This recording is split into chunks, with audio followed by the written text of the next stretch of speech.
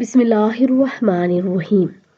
हदीस नबवी सल्लल्लाहु अलैहि वआलिहि वसल्लम है कि मक्का मुकरमा में रमज़ान अल मुबारक, जिसने मक्का मुकरमा में माह रमज़ान पाया और रोज़ा रखा और रात में जितना मुयस्सर आया क़याम किया, तो अल्लाह अज़्ज़ व जल इसके लिए और इस जगह 1,00,000 रमज़ान का सवाब लिखेगा और हर दिन एक गुलाम आज़ाद करने का सवाब और हर रात एक गुलाम आज़ाद करने का सवाब और हर रात जहाद में घोड़े पर सवार देने का सवाब और हर दिन में नेकी और हर रात में नेकी लिखी जाएगी।